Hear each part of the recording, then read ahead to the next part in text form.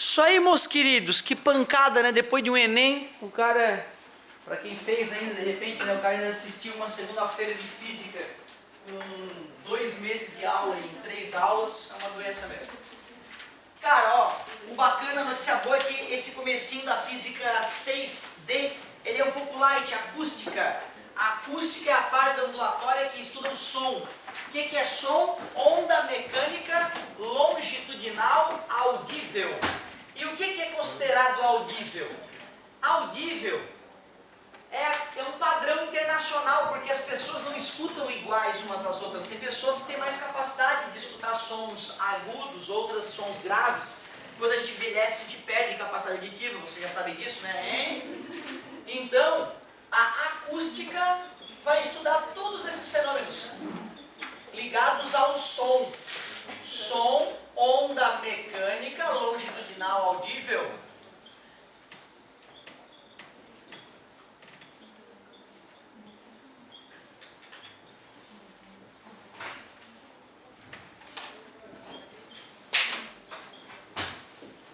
Onda mecânica longitudinal audível.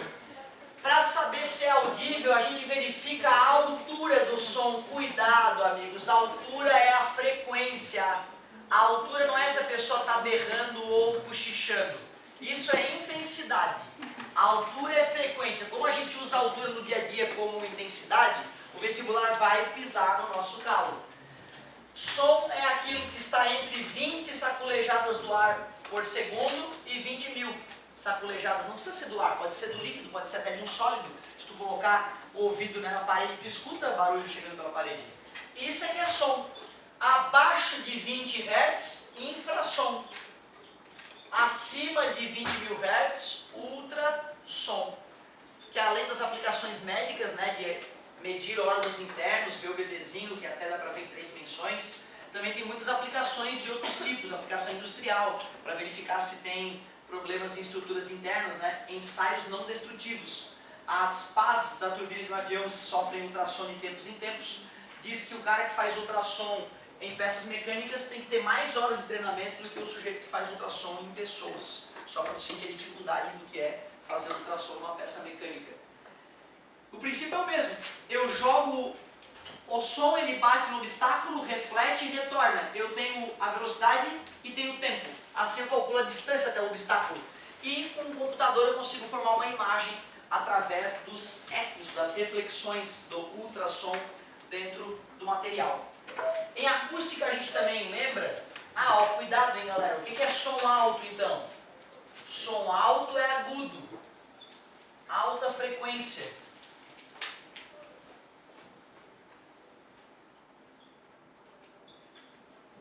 O que é um som baixo? É um som grave. É o do baixo da banda. Baixo porque ele emite som baixo. É baixa frequência. Não vai cair na pegadinha de chamar frequência de intensidade. Justamente para que tu distinga uma coisa da outra, já vamos escrever aqui o que é intensidade sonora. Intensidade sonora, meus amigos. Intensidade sonora.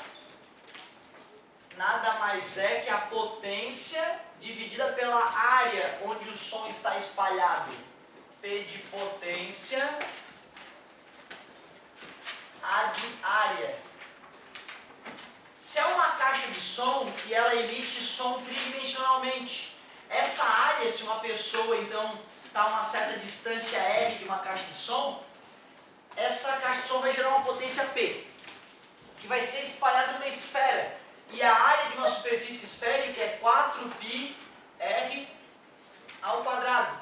Aí a gente entende por que se afastando da caixa de som, a intensidade diminui. Ao dobrar a minha distância de uma caixa de som, 2 ao quadrado é 4. Eu quadruplico o número de baixo e cai a intensidade 4 vezes. Triplica a distância, 3 vezes 3, 9, cai 9 vezes. 10 vezes mais distante é 100 vezes menos intenso o som. Num grande show vamos ter que ter várias baterias de caixa de som para que as pessoas que estão no fundão, não se sintam prejudicadas, já que estão recebendo intensidade sonora menor, já que o som dela está diluída numa área maior. O problema é que a distância entre a máxima intensidade audível e a mínima intensidade audível para o ser humano é assustadora. A máxima intensidade audível é 1 watt por metro quadrado. Acima disso tem chance de perder para sempre a capacidade auditiva. Vai ali no aeroporto e quando o avião for decolar, tu tira o fone e faz assim, vai, decola, poucos metros da turbina. 2 semanas depois tu está escutando de repente lá no fundo um sonzinho, né, desagradável. Isso é extremamente, né, danoso no sistema auditivo. 1 watt por metro quadrado, tu vê, é pouca energia sonora, né? É 1 joule por segundo só em 1 metro quadrado, mas pode destruir o tímpano. A mínima intensidade audível pelo ser humano é um valor muito baixo, cara. A nossa capacidade auditiva é assustadora, se tu for pensar. 1, 2, 3, 6, 9, 10, 11, 12, é isso mesmo. Eu às vezes brinco com a gurizada, que eu pego uma tampinha dessa de caneta e deixo cair assim de... Escutou? Não é possível, né, cara? Se tu for calcular o MGH disso, é 1 grama caindo de 1 centímetro. Dá 0,000. A orelha do amigo estava atrás da cabeça da colega, então teve difração e mesmo assim escutou. Porra, que tímpano, hein, cara? Que capacidade auditiva. Então, medir a intensidade sonora é um saco. Por isso a gente precisa usar uma escala logarítmica para achatar isso, que nem a gente já fez na química, né, com pH e pOH. Por isso que a gente às vezes calcula o nível de intensidade sonora. O que é nível de intensidade sonora? É fazer 10 vezes o logaritmo da intensidade que tu quer medir, dividido pela intensidade mínima. E essa intensidade mínima, podemos chamar de I0, é um valor tabelado, que nós vamos usar o 10 na menos 12 watt por metro quadrado para facilitar a nossa vida. Esse número minúsculo, né, é muito ruim de carregar. Então, o nível de intensidade sonoro é medido em decibel. Decibel é a unidade. Decibel. Aparelhos que emitem 85 decibel já tem que vir com selo. Cuidado, pode danificar o sistema auditivo permanentemente. Porque mesmo sendo um aparelhinho que não é muito intenso, se tu colocar no máximo e encostar o teu sistema auditivo nele, pode danificar. Então, na dúvida, a legislação já obriga. 80 decibel já não dá. O máximo de intensidade audível, se tu jogar, né, 1 aqui e 10 na menos 12 ali embaixo, 10 na menos 12 vem para cima, 10 na 12. Logaritmo decimal de 10 na 12 é 12. E 12 vezes 10, 120. Então, tu vê o nível de intensidade da máxima, né, da maior intensidade audível, sem prejudicar o sistema auditivo, é 120 decibel. Às vezes tu vai num show, cara, se tu usa um decibelímetro, vai acima disso, tranquilo. Isso não é legal, é desagradável, é estressante, inclusive, para a galera que está lá depois de algum tempo, né? Em campeonato mundial de grito, tem uma mulher que gera existe. Depois do arremesso de anão, tudo é possível. Sim, isso ninguém me contou, eu vi na televisão. Eu cheguei a sacolejar minha irmã, tu tá vendo isso? Porque eu não me conformava com aquilo, né, cara? Isso é uma discussão de ética muito interessante, né? Que é originada na França. Porque uma juíza francesa, os franceses são, né, famosos pela liberdade, né, proibiu esse tipo de coisa retardada, de arremesso de anão, e os anões entraram na justiça requerendo o direito de serem arremessados. Não é piada, cara, não é piada, isso é sério, e é uma discussão que quem fazer direito vai ter essa discussão, porque é uma coisa que até hoje eu não sei se eu defendo os anões querem ser arremessados, a dignidade de quem não deve ser arremessado. Me desculpa, olha só. Tem uma mulher no campeonato de grito que ela gera 123 decibéis. Ela grita mais que 7 homens arrões juntos gritando. Ou seja, né, cara, tu vê o ser humano nas suas loucuras, né, tu achas pessoas expoentes, por exemplo, em berrar. Certo? Decibel, 123 decibel, não dá para acreditar. Outra coisa que o vestibular nos cobra, já que o som é uma onda mecânica, a gente tem que entender que a velocidade do som nos sólidos é maior que a velocidade do som nos líquidos, que é maior que a velocidade do som nos gases. A gente tem que entender isso, porque nos sólidos as moléculas estão agarradas. Então a vibração de molécula a molécula vai ser passada mais rapidamente do que nos líquidos, que as moléculas, embora estejam juntas, não estão agarradas umas às outras. E nos gases, as moléculas estão distantes umas das outras. Para que uma camada vibratória atinja a próxima camada e transmita a vibração, há de ser mais lento. Só a título de curiosidade, velocidade de som no laço, 5.000 metros por segundo quase. Na água, quase 1.500 metros por segundo, enquanto no ar, 340 metros por segundo é o valor clássico. Não custa lembrar que a velocidade do som no ar, ela pode ser obtida pela fórmula empírica em metros por segundo, tá? A velocidade em metros por segundo e a temperatura em graus Celsius. Através dessa equação, tu percebe que se a temperatura aumenta, a velocidade de propagação do som no ar aumenta, porque as moléculas mais agitadas vão transmitir a vibração umas às outras mais rapidamente. Quando a gente fala em som, uma coisa muito importante é entender a reflexão. Quando o som se reflete, tem 3 situações clássicas que diferenciam a reflexão do som: reforço sonoro, reverberação e eco. Tudo isso é o mesmo fenômeno, reflexão do som, o som bate e volta. Só que o aluno tem que entender o seguinte: quando o teu tímpano, que é um tamborzinho em miniatura, que vibra dentro do teu tubo auditivo, quando o som passa vibrando, o teu tamborzinho vibra com o som. E assim como todo tambor, quando tu para de bater nele, ele continua vibrando depois da batida.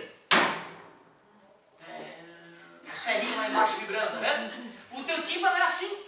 Quando eu falo, a minha voz sacode o ar sacode o tímpano, o som bate no colega que está atrás de ti ou na parede e já volta e faz o tímpano sacudir mais uma vez. Eu estou te dizendo que quando eu falo, o som passou por ti mais de uma vez. O mesmo som. E tu não escutou eco.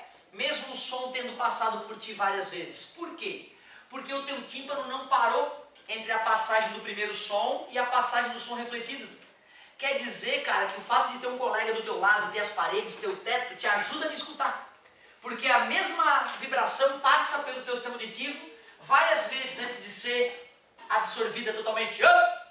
O som demora um pouquinho para acabar. Sabe quanto tempo o teu tímpano fica balançando antes de parar? Desculpa, gente, me perdoa, me empolguei. Infarto no meio da aula. Tempo de persistência auditiva. Nome justo, né? Tempo de persistência auditiva. É um piscar de olhos, pessoal. 0,1 segundo. É aproximadamente isso. É claro que tem tímpanos que devem vibrar um pouquinho mais, um pouquinho menos, mas em média é um piscar de olhos. Já que a velocidade do som no ar é aproximadamente 340 metros por segundo, dá para a gente calcular a partir de que distância o cérebro vai separar um som do som refletido. E na nossa cabeça vai surgir um eco. E embora fisicamente não está acontecendo nada de diferente no lugar. Quando o eco ocorre, é um problema do teu cérebro interpretar o ambiente. Não é o ambiente que foi modificado. Então observe. Quando uma pessoa vai gritar na frente de um paredão, vai ter uma distância X que ela começa a escutar eco. Vamos calcular essa distância? O som vai, bate na parede e volta. Que distância que o som andou? 2x. Velocidade é distância sobre o tempo. Qual é a velocidade do som no ar aproximadamente? 340. Distância x mais x, 2x. A partir de que tempo de ida e volta eu escuto eco?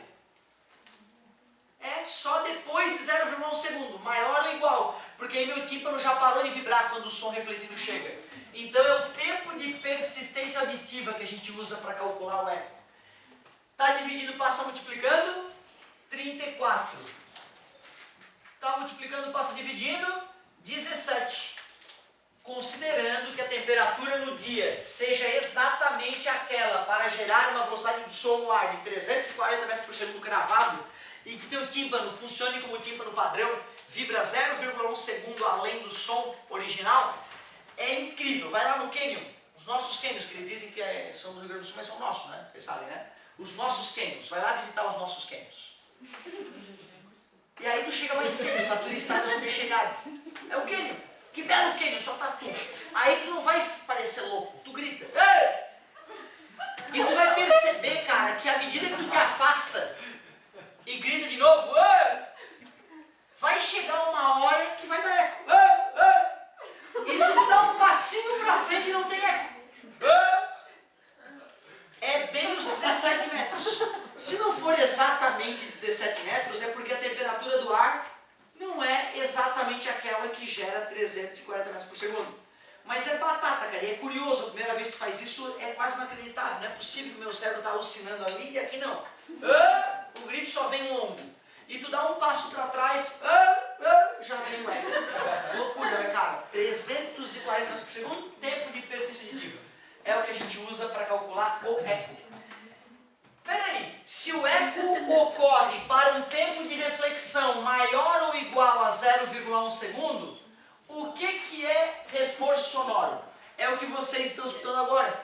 Ou seja, a minha voz está reforçada pela reflexão.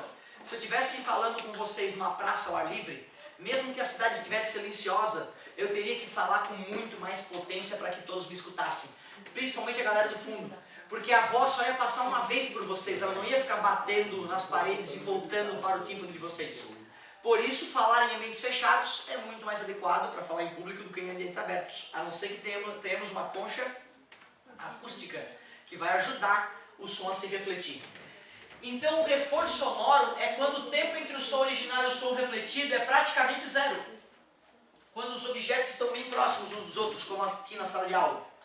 Porém, se eu venho aqui bem pro cantinho, ó, como é desagradável falar aqui. Parece que minha voz morreu. Eu automaticamente vou começar a falar mais intensamente. Porque quando eu vou bem naquele cantinho, boa parte do som que volta para o meu sistema auditivo foi refletido pelo fundo da sala. E meu tímpano já está quase parando quando o som refletido pelo fundo da sala chega no meu sistema auditivo.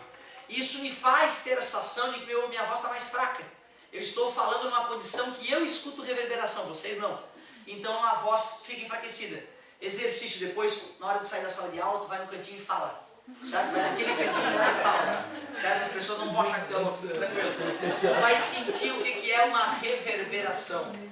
Reverberação é quando o tempo entre o som refletido e o som original é aproximadamente 0,1 segundo.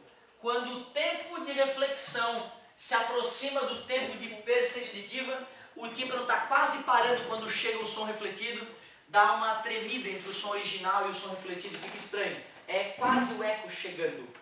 Tens que saber que reforço sonoro, reverberação e eco são três situações do mesmo fenômeno, reflexão do som. E o que os distingue é a percepção humana, certo? Devido ao tempo de persistência auditiva.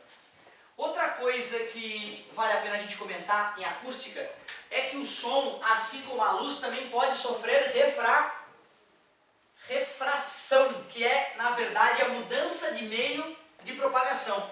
Quando a gente estudou a refração da luz, nós vimos, né, que, por exemplo, se a luz vai do ar para a água, quando a luz vai do ar para a água, a sua velocidade aumenta ou diminui? Diminui. E ao diminuir, o ângulo com a reta normal diminui ou aumenta? Quando a velocidade diminui, o ângulo diminui e a reta se aproxima da normal. Quando a velocidade aumenta, o ângulo aumenta e o raio se afasta do normal. Para matar essa questão, nós vimos uma equação que era n de chegada vezes seno do ângulo de chegada igual ao n de saída vezes o seno do ângulo de saída, segundo a lei da refração ou lei Snell-Descartes. Hoje essa fórmula vai ficar mais poderosa. Para não falar só de ar e água, vamos generalizar meio x e meio y. N do material x dividido pelo N do material y é igual ao seno do ângulo de refração dividido pelo seno do ângulo de incidência. Eu quero melhorar esta fórmula. O que é N? N, índice de refração, é a velocidade da luz no vácuo dividido pela velocidade da luz no meio em questão. O N do material x é a velocidade da luz no vácuo dividido pela velocidade da luz no material x.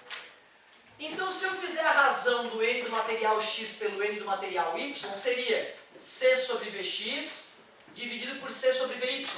Isso é uma divisão de fração, que é a primeira vezes o inverso da segunda. Vai cortar C com C, vai ficar VY sobre VX. Quer dizer que NX sobre NY é o mesmo que VY sobre Vx. A fórmula já ficou um pouco mais poderosa. Outra coisa que a gente tem que lembrar é que o que nunca muda de uma onda, seja na reflexão, seja na refração, é a frequência. E já que a frequência de uma onda não muda, se eu pego a equação fundamental das ondas, veja o que uma lambda faz. V sobre lambda é igual a F. Nós podemos dizer que a frequência da luz no meio x é a mesma frequência da luz no meio y. Então Vx sobre lambda x, já que F é V sobre lambda, é igual a Vy sobre lambda y. Eu quero achar Vy sobre Vx. Vou passar dividindo, vou passar para cima multiplicando. A razão entre o comprimento de onda é igual à razão entre as velocidades. Eu posso dizer que o comprimento de onda é diretamente proporcional à velocidade da onda. Portanto, a fórmula ficou ultra mega plus power poderosa. Esta fórmula, pessoal, tu nunca vai encontrar no vestibular, porque ela é uma ferramenta muito poderosa para resolver qualquer questão de refração. Quantas equações tu enxerga nessa super equação? São várias, né? Quantas? Deixa eu ver. Uma, certo? Duas, a do meio, três, a da ponta direita. Já foram três. Se eu uso as duas pontas, 4. Concorda comigo? Eu ainda posso usar esses dois ali, 5, ou ainda esses dois aqui, 6. Tem 6 equações ali, cara. Qualquer questão que envolva cálculo de refração, seja índice de refração com ângulo, índice de refração com velocidade, índice de refração com comprimento de onda, eu mato. Ângulo com velocidade, eu resolvo. Ângulo com comprimento de onda, eu resolvo. Velocidade com comprimento de onda, eu resolvo. Cara, tu vê, cara, não foi tão difícil. A gente pegou a clássica, n de chegada, seno de chegada igual a n de saída, seno de saída.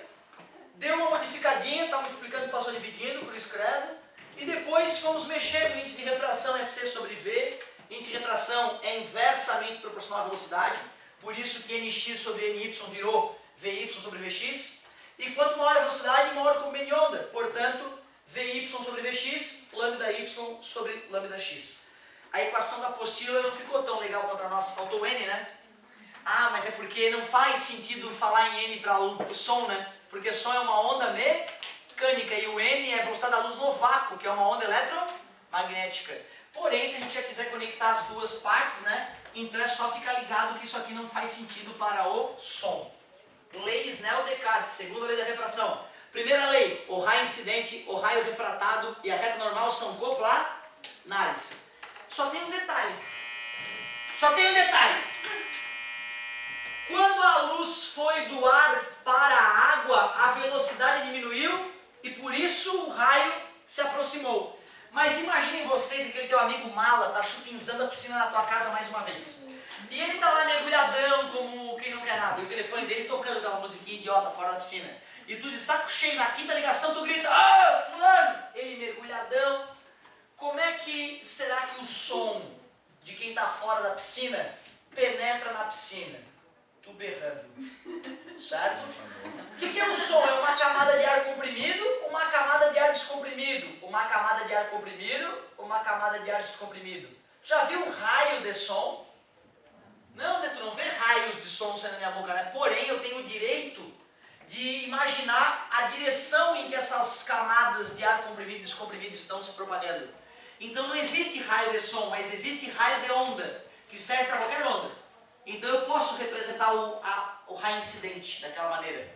Aqui está a reta normal. Mas quando o som vai do ar para a água, sua velocidade aumenta. E aumenta bastante. Então ele tem a tendência de se afastar da reta normal. Por isso as camadas de água comprimida e água descomprimida geralmente nem chegam a penetrar muito na água. A maior parte acaba sendo